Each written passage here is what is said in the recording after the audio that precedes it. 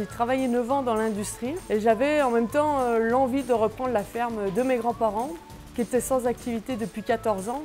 Et un jour, je suis tombée sur un magazine qui présentait l'aquaponie. Comme j'ai toujours eu la passion des poissons, j'avais un bassin chez moi. Et j'ai commencé à faire pousser les légumes avec l'eau de mon bassin. Et là, je me suis vraiment pris de passion pour l'aquaponie.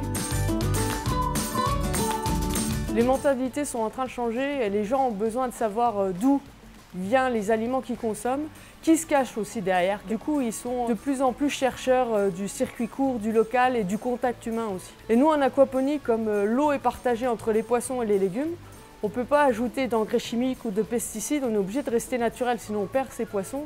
Et ça rassure pleinement le consommateur.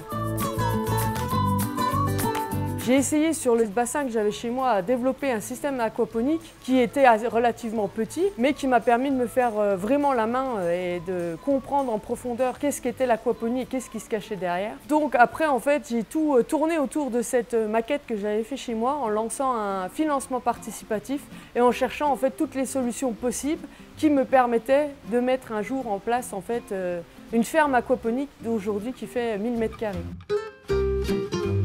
C'est vraiment aider d'autres personnes à créer des fermes ailleurs dans le département, dans la région ou même en France pour que chacun en fait chapeaute un circuit court. J'aide déjà une autre ferme à se créer qui se trouve à Rouvres-la-Chétive et qui devrait être opérationnelle d'ici 2021.